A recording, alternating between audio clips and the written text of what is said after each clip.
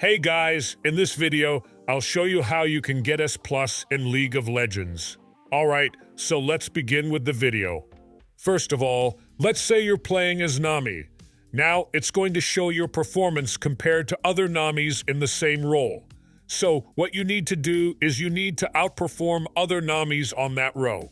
Now, the easy way to get S+ is simply to play the champion in another row. If you play as Thresh, usually you will play him as a support, but if you suddenly choose Thresh top lane, there's not many people in Thresh top.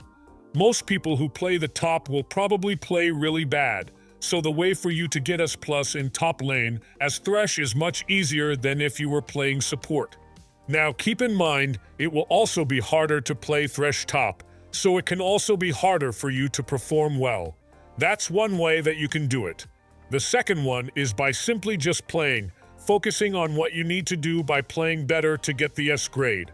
Now, if you want to get S, it's a combination of your combat effectiveness, your items, gold, and your vision score.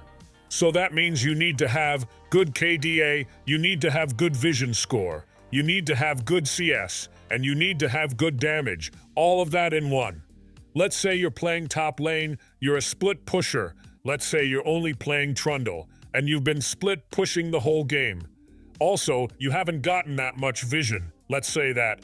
When you're split pushing, put it somewhere just to get the vision score up and make sure you deal damage in the fights. Obviously, your CS should be good as a split pusher and all that stuff. So, it's just a combination of how you were in combat, how your gold was, and your vision score. So, if you make sure all of that is top-notch compared to others in your role, you should get the S+ almost every time. So that's basically how you can get S+ in League of Legends. So that's all for this video. Consider subscribing if you find it helpful, and I'll catch you in the next one. Thanks.